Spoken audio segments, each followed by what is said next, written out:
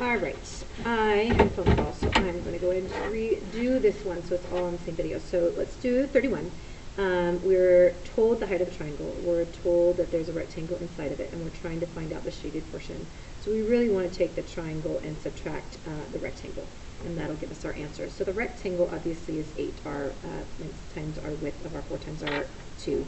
And then the triangle, remember, is 1/2 of the base times the height, which is our 36 there. So we really have 18 minus 8, which gives us 10 for our answer. Let's look at 32.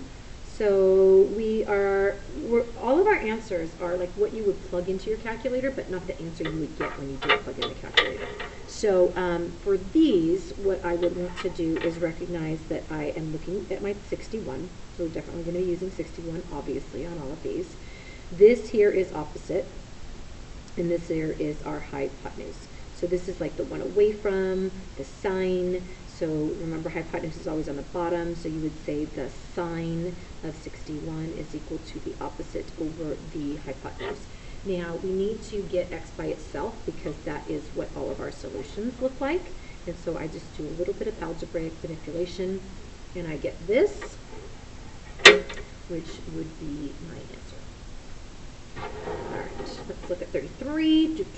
30, 60, 90. This is 12. So remember, that would be our 60, 60, 60 here. So this must be 6 down here, and then this is 6 root 3. Remember, it is always times or divide by root 3 going back and forth in between those. So we have 6 root 3 is C.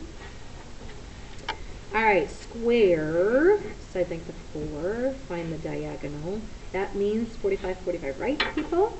And remember, this is a 1, 1, root 2 as our little relationship. So it's just simply 4 root 2 as our answer. All right, 35. Finding the area. Well, you have some options.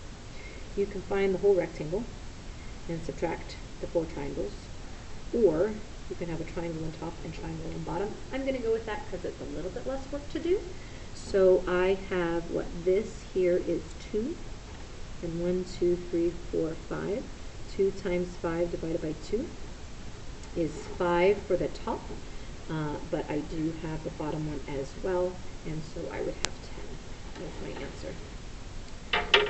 36, choose all that apply. So there definitely might be more than one answer. We just want to find out, like we've got our little parallel, our little transversal. So 4 and 5 are not necessarily equal to 180. They're equal to each other, and in this case they look up 2, so not 180. 2 equals 3, vertical, check. 2 equals 5, not. Obtuse, acute, not equal.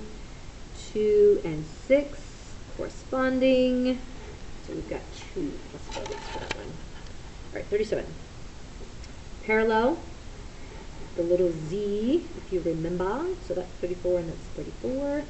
And looks like we need a little triangles equal 180 thing there. So 180 minus 73 minus 34.